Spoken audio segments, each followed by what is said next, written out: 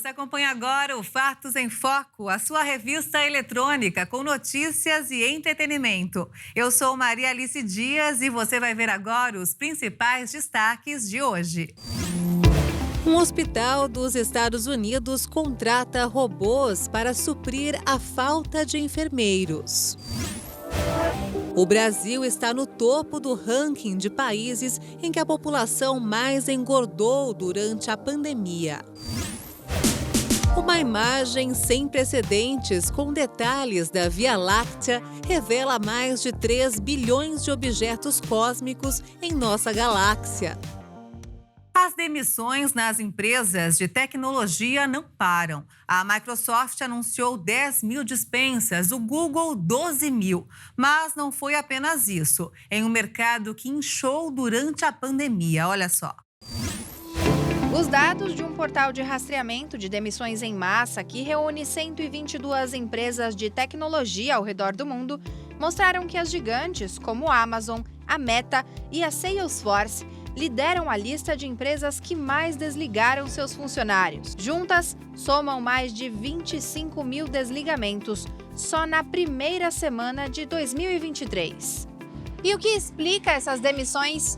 Durante a pandemia, os hábitos dos consumidores mudaram e as empresas perceberam um aumento no setor de 60%, segundo dados do Banco Interamericano de Desenvolvimento. Mas, com a volta à normalidade, essas empresas perceberam que exageraram na dose e estão tendo que demitir muita gente. É um sinal de que esse período de recuperação pós-pandemia que o mundo vinha sofrendo, ele se encerrou ou está se encerrando e as empresas estão se adequando a esse novo período que o mundo vai crescer menos, que vai ter menos expansão pelos serviços e que o capital vai ser mais caro, né? Então, naturalmente, cortar custos faz parte desse processo. Mesmo com essa crise momentânea, o setor é muito promissor. Projeções para o futuro indicam que até 2025, no Brasil, cerca de 797 mil funcionários de tecnologia sejam contratados. E as demissões também podem ser o início de novos negócios, à medida que funcionários talentosos dispensados pelas grandes empresas criam novas startups ou reforçam o time das que já existem. Ninguém sabia, há 2 anos atrás, o quanto disso iria permanecer depois, qual seria a mudança de comportamento, a mudança de hábitos que a sociedade no mundo inteiro teria pós-pandemia. Então, naturalmente, as empresas estão revendo esse processo. E agora, pequenos estabelecimentos, como é o caso desse aqui, precisam de tecnologia para sobreviver. É necessário receber o pagamento dos clientes, fazer o pedido de mercadorias e pagar as contas. E o Twitter fez um leilão das peças de mobília que ficavam na sede da empresa, na Califórnia, nos Estados Unidos. O objetivo foi arrecadar dinheiro para pagar dívidas. Uma estátua do pássaro azul do Twitter foi vendida por $100 mil na quarta-feira durante um leilão organizado pela rede social de Elon Musk, que multiplicou as medidas de economia desde que comprou a plataforma no final de outubro. Foram 631 lotes vendidos, que continham escrivaninhas, máquinas de café e objetos de decoração, como um vaso de 2 metros em formato de arroba. Uma enorme instalação de luz representando o pássaro azul foi cedida por $40 mil, de acordo com a empresa que organizou a venda online. No início de novembro, depois de comprar o Twitter por $44 bilhões, Musk demitiu metade dos mais de 7 mil funcionários do grupo, sob a justificativa de que a empresa estava perdendo mais de $4 milhões por dia. A plataforma recebe a maior parte da receita por publicidade, mas as opiniões e decisões do chefe da Tesla sobre moderação de conteúdo assustaram vários anunciantes. O Brasil está no topo do ranking de países em que a população mais engordou durante a pandemia. E agora muita gente está indo para a academia correr atrás do prejuízo e cuidar da saúde. Vamos ver. Estudos divulgados no ano passado pela Federação Mundial de Obesidade mostram que em 2020 os brasileiros ganharam, em média, 6,5 kg, deixando o Brasil em primeiro lugar no ranking de países em que a população mais ganhou peso na pandemia de Covid-19. A alimentação desregrada e a falta de exercícios físicos foram os principais fatores para esse resultado. Durante a pandemia, as pessoas pararam de se exercitar, ficando mais tempo em casa.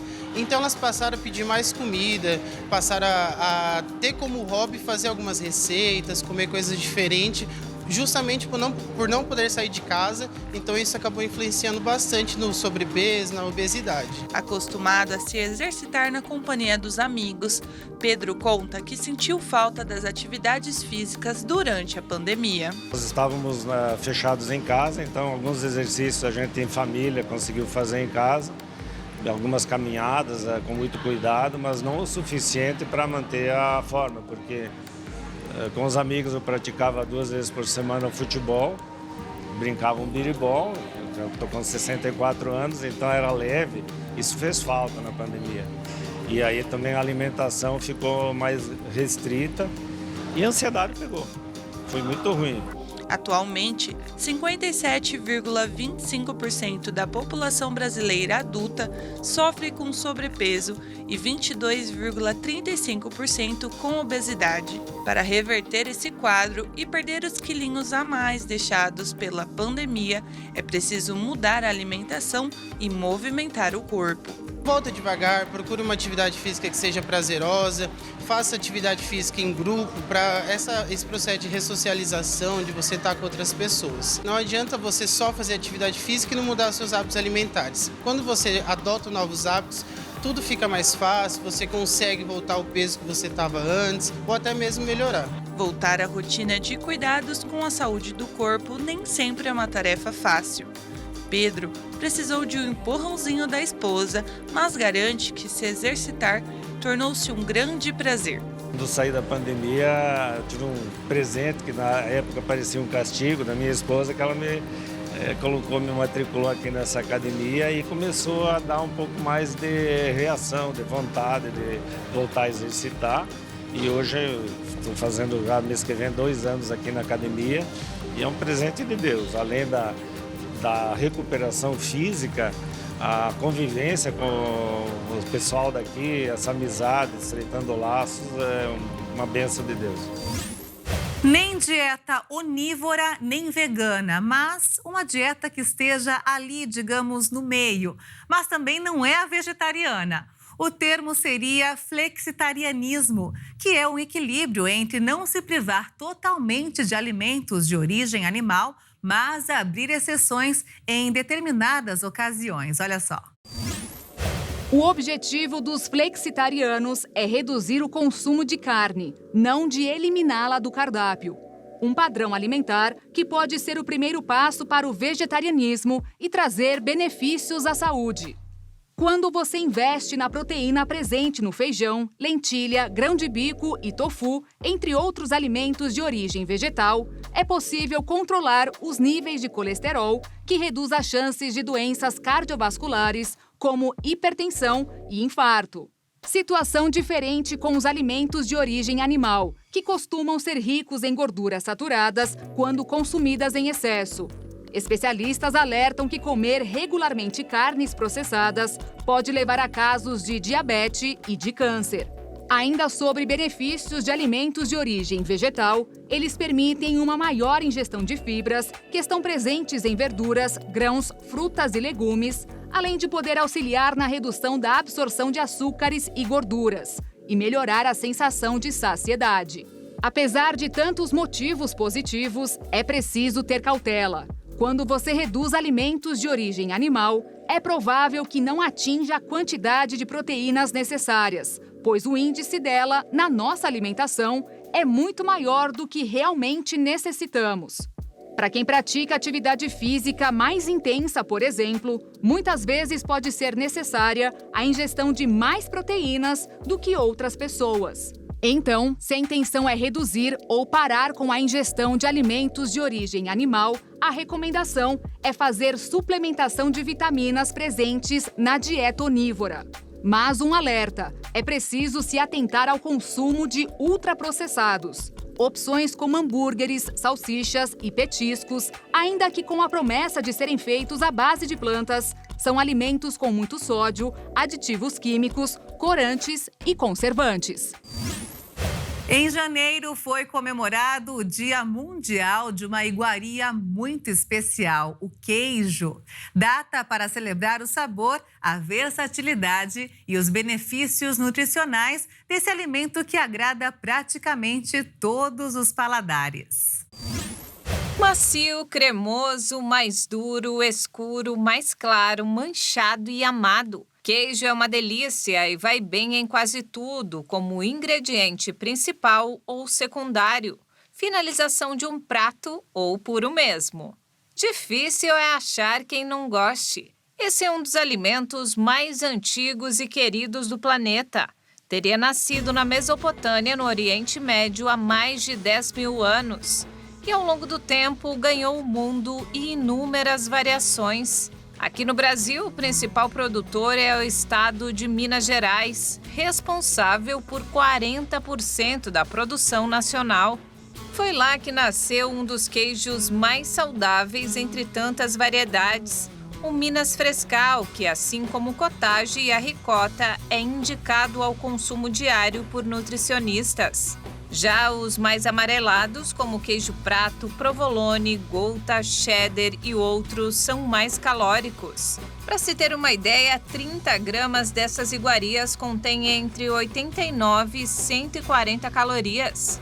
Portanto, não é recomendável que se tenha sempre à mesa. Mas de vez em quando pode, ainda mais no dia do queijo. Então, fica a dica para essa sexta-feira. Interromper precocemente o aleitamento e introduzir o açúcar na alimentação da criança aumenta o risco para a formação de cárie. A Organização Mundial da Saúde recomenda o aleitamento materno exclusivo até os 6 meses e de forma complementar, pelo menos até 24 meses. Um estudo brasileiro que acompanhou 800 crianças nascidas entre 2015 e 2016 identificou que o efeito da amamentação prolongada no aumento do risco de cárie dentária foi mediado pelo consumo de açúcar. A lactose do leite materno sozinha não causa esse tipo de problema. Como resultado, a prevalência de cárie foi de 22,8%. Aquelas crianças amamentadas depois dos 24 meses de vida teriam risco maior do que as que receberam leite materno por 12 meses ou menos. Porém, a incidência de cárie nos amamentados até os 2 anos diminuiu com o menor consumo de açúcar. As informações sobre consumo de alimentos foram obtidas pelas mães ou cuidadoras nas 24 horas anteriores e os pesquisadores registravam a quantidade de açúcar adicionada em chás, sucos, leite e mingau, por exemplo. Apenas 2,8% do total de 800 crianças nunca haviam consumido açúcar até os 2 anos de idade, enquanto 66,7% tinham ingerido alimentos com açúcar mais de 5 vezes no dia. Já durante o primeiro ano de vida, só 7,6% nunca haviam consumido açúcar. Foi observado que a ocorrência de cárie foi menor quando se levava em conta a renda familiar, escolaridade e cor da pele da mãe ou cuidadora. Filhos de mulheres negras mais pobres e que frequentaram menos tempo a escola formaram o grupo com maior frequência de cárie. O alto consumo de açúcares resulta na formação de um biofilme dental cariogênico, mais conhecido como placa bacteriana, que contribui para a cárie. Nela, o leite humano pode mudar suas características e ajudar na desmineralização do esmalte. Só que é o consumo de açúcar que inicia esse processo e ainda se perpetua no tempo, favorecendo o risco de cárie em outras fases da vida. A pesquisa também fez um alerta de que são nos primeiros anos que os hábitos alimentares se consolidam, influenciando sua preferência ao longo da vida. Mais um motivo para evitar o consumo do açúcar antes dos 2 anos. E olha só, um tradicional bairro de Londres está testando uma tinta para coibir a ação de pessoas que fazem xixi na rua. A substância é aplicada na parede e quando alguém urina, sente os respingos dele ou dela mesmo. O bairro de Soho conhecido por sua intensa vida noturna, vive dias complicados nos últimos anos. Por ter ruas muito movimentadas e com poucos espaços privativos para ir ao banheiro, diversas pessoas decidem fazer suas necessidades na própria calçada. O forte cheiro causou indignação nos moradores, que já não aguentam a situação. Para se ter uma ideia, boa parte de quase todo 1 milhão de libras que a capital britânica usa para a limpeza urbana todo ano é destinada à lavagem com água da urina acumulada sobre muros e calçadas. Mas esse odor desagradável parece estar com os dias contados. O conselho da cidade apresentou um projeto para tentar coibir que as pessoas urinem nas paredes. Trata-se de uma tinta anti-xixi, que promete expelir a urina em locais públicos, fazendo com que ela respingue e atinja as roupas de quem está descumprindo as regras. A substância é transparente e impossível de ser identificada aos olhos humanos.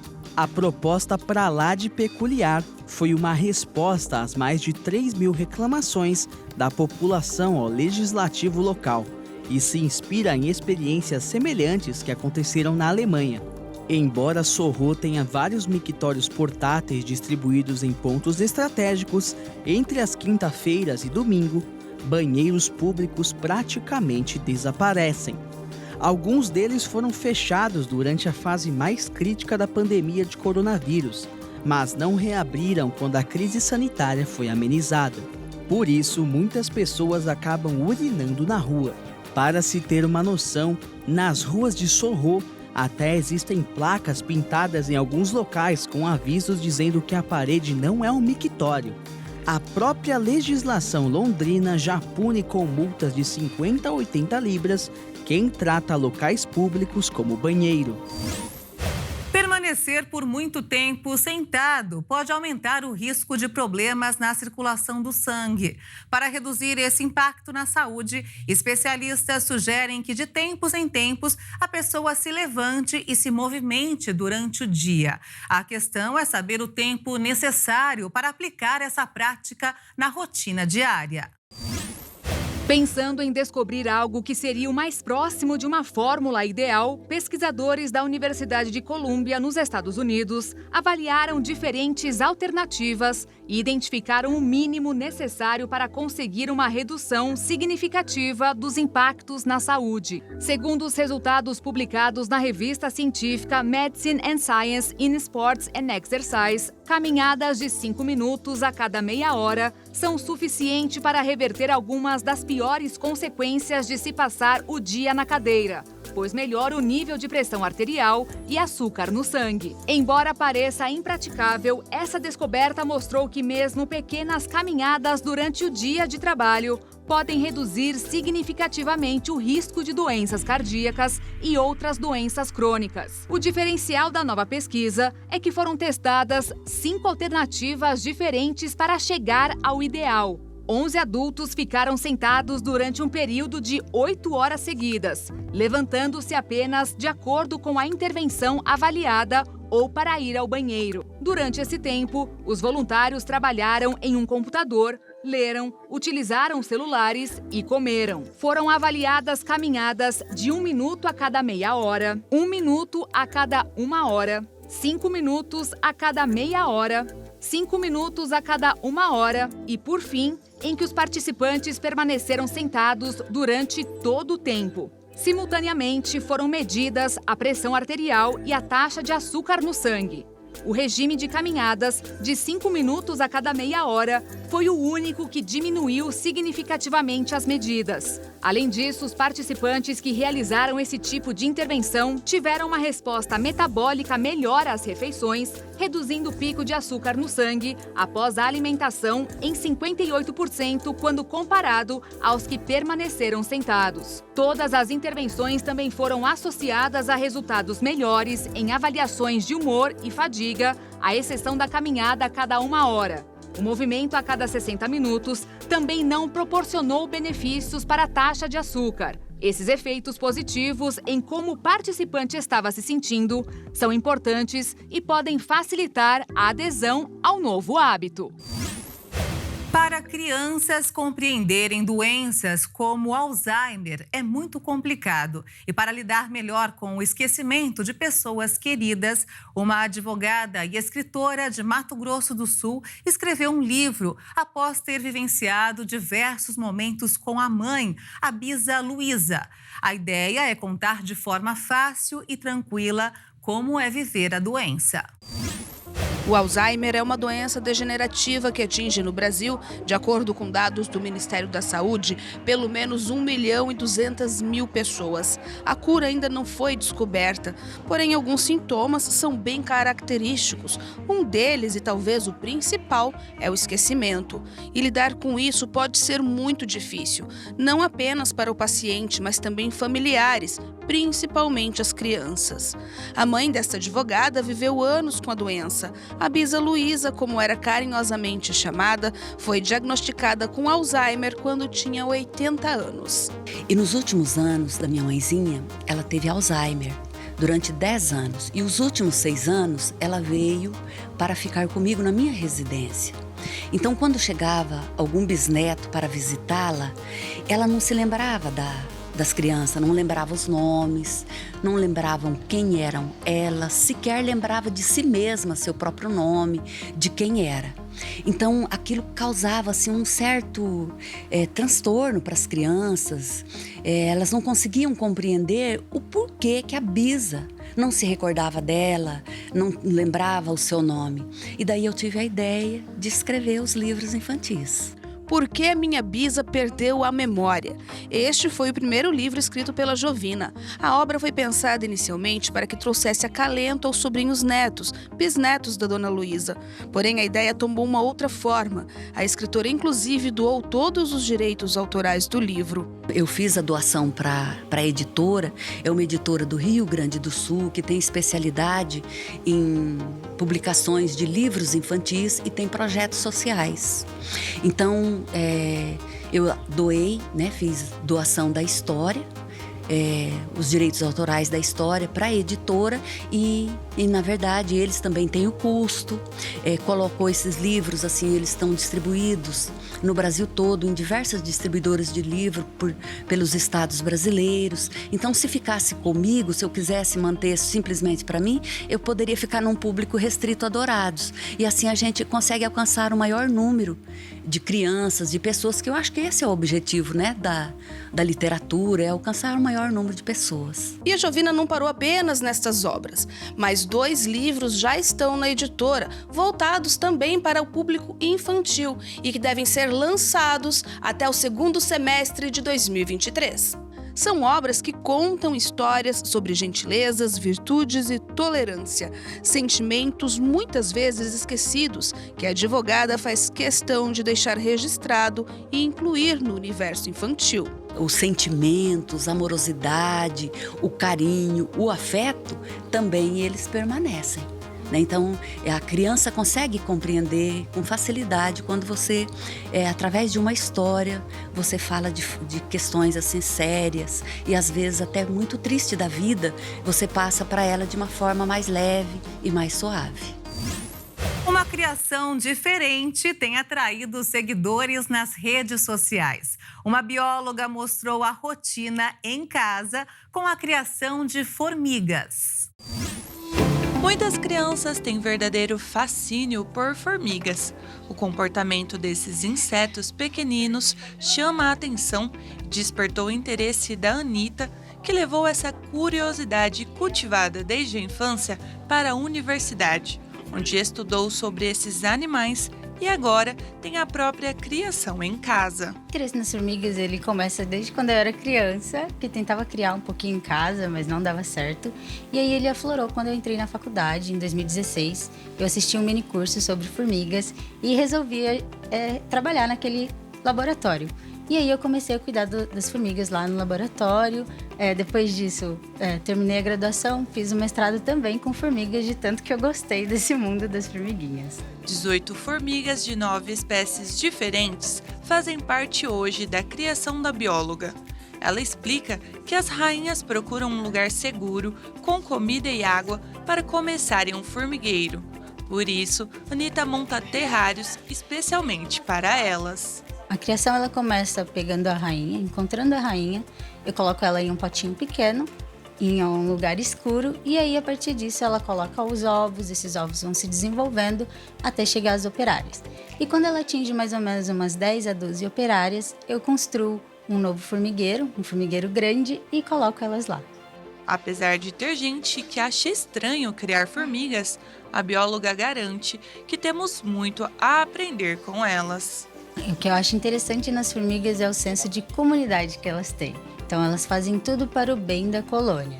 Todas saem para pegar um pouco de comida e trazer todas, ajudam a cuidar da prole, né, das irmãzinhas mais novas. Então esse senso de comunidade, de ajudar a rainha, ajudar as irmãs mais novas é o que mais me fascina de ver elas fazendo. A paixão de criança virou trabalho de gente grande.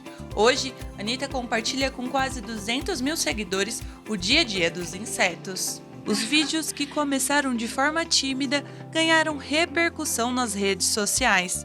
Além de apresentar as descobertas e curiosidades sobre as formigas para os seguidores, Anitta também deseja conscientizar sobre a importância desses bichinhos. O objetivo principal é fazer as pessoas olharem as formigas além dessas pragas, né? Que muita gente vê formiga e já quer matar. Então, o meu objetivo é que todos olhem ela como um animalzinho que está ali querendo sobreviver e tem toda a colônia dela e tentar matar menos. E aqui no Brasil, um morador de Mato Grosso do Sul acionou a Polícia Militar Ambiental para resgatar um tamanduá-bandeira que invadiu a casa dele. Só que o bicho ficou preso num lugar tão apertado que foi necessária uma manobra e tanto para tirá-lo de lá, olha só. O tamanduá-bandeira ficou assim, todo espremido entre o muro e o tanque de lavar roupas da casa, que fica na rua Dom Pedro II, no bairro Vila Major da Costa, em Jardim. Quando acionou a Polícia Militar Ambiental ontem, o morador disse que o animal que invadiu a casa dele não conseguia sair sozinho porque entrou em um local de acesso muito difícil e ficou de costas para o chão. Para retirar o tamanduá adulto, os policiais o ergueram por cima do tanque usando um cambão. Ele foi colocado nesta caixa de contenção e, como não apresentava ferimentos, foi solto no habitat natural em uma área distante da cidade. Um memorial em homenagem às vítimas do Holocausto foi inaugurado no Rio de Janeiro. O espaço retrata a rotina dos judeus antes, durante e depois da Segunda Guerra Mundial. Assim como aquela famosa frase do filósofo irlandês Edmund Burke, aqueles que não conhecem a história estão fadados a repeti-la. Ela diz muito sobre os valores e a missão do Memorial do Holocausto, que tem o intuito de mostrar para o visitante a história da Segunda Guerra Mundial pelos olhos de quem realmente sofreu. Logo no início, o público se depara com um monumento de 20 metros de altura, relembrando os 10 mandamentos, com destaque para o versículo "Não matarás". Depois desse primeiro contato, os visitantes descem ao subsolo. Na primeira sala, os organizadores quiseram passar a visão de um mundo antes do Holocausto, com bastante alegria e paz. Para isso, foi criada uma sala iluminada, colorida e com sons de crianças brincando e festas de aniversário. Coisas simples do nosso cotidiano que foram arrancadas desse povo durante o regime nazista. Logo após a visita na primeira sala, os visitantes são levados ao próximo espaço, que retrata a vida durante o Holocausto. Nessa sala, o ar de paz se dissolve em meio à escuridão do período sombrio. A iluminação muda, não existem cores vibrantes, e as fotos são em preto e branco, sem nenhum som. O silêncio só é quebrado quando o visitante toca numa tela e escuta a história dos sobreviventes. Os idealizadores afirmam que o Holocausto não começou com os campos de concentração e de extermínio, mas já tinha sido enraizado na sociedade bem antes, com a intolerância, o preconceito e a perseguição. Após sair dessa impactante e histórica sala, os visitantes partem para um terceiro espaço, que traz a vida depois do Holocausto, com foco na capacidade humana de resiliência.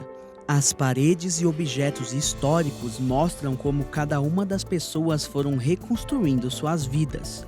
Existe um mapa que traz ao público o fluxo migratório dos povos perseguidos se espalhando pelo mundo. A partir desse momento, as imagens ganham movimento, trazendo a ideia de uma vida sendo retomada após tantas perdas. Bem no centro dessa sala, foi colocada uma mesa interativa dos sobreviventes acolhidos no Brasil e um grande álbum de fotos com informações como cidades, data de nascimento e cidade de acolhimento. Segundo os idealizadores do memorial, a ideia inicial não é transmitir tristeza, mas sim mostrar para o futuro histórias que jamais devem cair no esquecimento, para que nunca mais aconteça algo parecido. O espaço fica no topo do Morro do Pasmado, em Botafogo, na zona sul do Rio de Janeiro. A entrada é franca. Um menino de Belo Horizonte surpreendeu a mãe no aniversário de 6 anos. Ele pediu uma festa em homenagem aos garis de rua. É isso mesmo. E os heróis do pequeno Miguel não decepcionaram, viu? Com as vassouras e os uniformes laranja, eles foram até a casa do menino e proporcionaram um dia muito especial. Vamos ver. Vestido a caráter com a famosa roupa laranja, o menino de 6 anos esperava ansioso a chegada dos heróis. E eles não decepcionaram. Logo, o caminhão do lixo apontou na rua onde ele mora, que fica no bairro Vera Cruz, periferia de Belo Horizonte. Afinal, era um dia muito especial. Era o aniversário de 6 anos do pequeno Miguel. E como toda criança, ele quis uma festa temática para homenagear seus heróis, os garis de rua.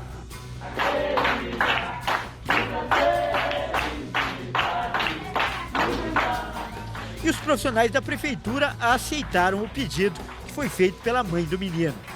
O vídeo viralizou na internet, mais uma vez comprovou aquela conhecida frase: nem todo herói usa capa. Alguns se armam com vassouras e com elas sabem fazer bem para a sociedade.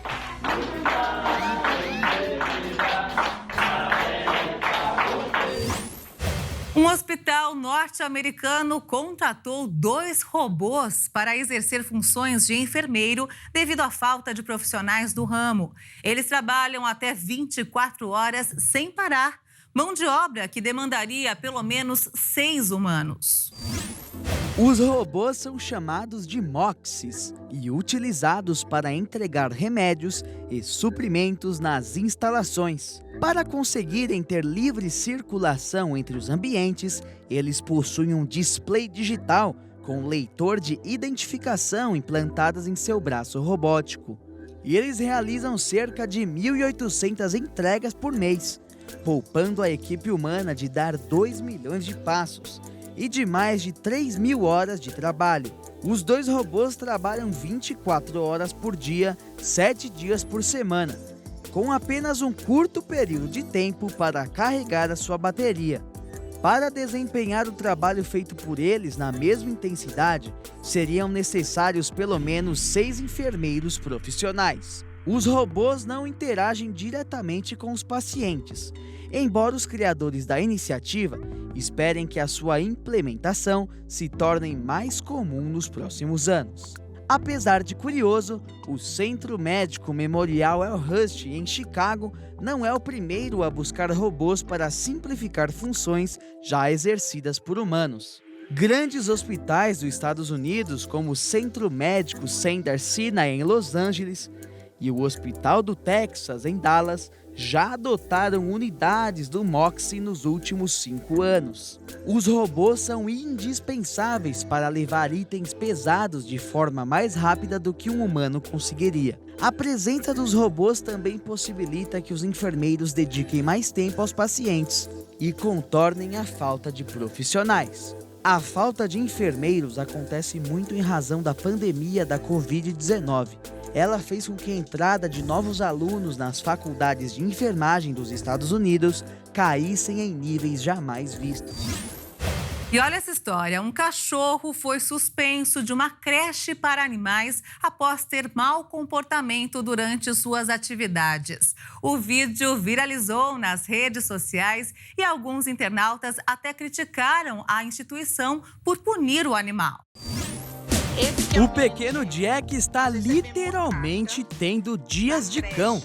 Isso porque ele foi flagrado invadindo o refeitório e comendo a comida dos seus outros colegas. A ação do animal lhe causou punições graves e ele foi suspenso por um dia da creche para aprender a ser um pouquinho mais educado da próxima vez e pedir permissão para pegar a comida de seus companheiros. A creche enviou uma mensagem para sua tutora que dizia: "Peço com que fale com ele seriamente, para isso não se repetir." Águida da Silva não pensou duas vezes e publicou um vídeo de Jack explicando os fatos das redes sociais. Não demorou muito para que viralizasse. Alguns internautas ficaram indignados com a situação e criticaram a humanização do bichinho. Além disso, disseram que essas brincadeiras de boletim e suspensão são bizarras. A tutora afirmou ter tido uma conversa séria com Jack e pediu para que o cachorro se comporte, para que ela possa trabalhar tranquilamente enquanto ele é cuidado na creche. O cachorro Jack já está de volta à sua escolinha e agora vai fazer de tudo para não aprontar novamente. Na verdade, quase tudo. Porque se a fome bater, é melhor reforçar a segurança do refeitório. Senão, o poderoso e faminto Jack vai atacar novamente. Uma imagem com detalhes sem precedentes da Via Láctea revelou 3 bilhões e 320 milhões de objetos cósmicos contidos em nossa galáxia, considerado o maior catálogo deste tipo até agora. O mapa é resultado de um levantamento do NSF, a Fundação Nacional de Ciências dos Estados Unidos, utilizando dados do Observatório Interamericano Cerro Tololo, no Chile. O mapa foi abastecido pela câmera de energia escura, que opera em um agrupamento de telescópios superpotentes no sítio, sendo capaz de gerar imagens especiais em um campo amplo, em comprimentos de luz visíveis e infravermelho próximo. Devido à sua localização, a Via Láctea foi avistada no céu do hemisfério sul, a uma latitude de 2.200 metros. Todas estas condições, segundo o NSF, permitiram capturar o plano galáctico com tantos detalhes. Os detalhes revelados pelo novo mapa da Via Láctea poderão potencializar os estudos astronômicos que antes enfrentavam dificuldades pela falta de imagens, por ser um catálogo tão amplo e público. Além disso, a nova catalogação é um avanço em relação à anterior, divulgada em 2017 pelo mesmo grupo de pesquisadores. Na ocasião, foram mapeados 2 bilhões de objetos. Agora, os cientistas disseram que conseguiram cobrir 6,5% do céu noturno sul. Em termos comparativos, este percentual é equivalente a 13 mil vezes a área angular da lua cheia. E o Fatos em Foco fica por aqui. Se quiser rever as reportagens dessa edição, acompanhe as nossas redes sociais. Obrigada pela sua companhia e um excelente fim de semana para você. Tchau!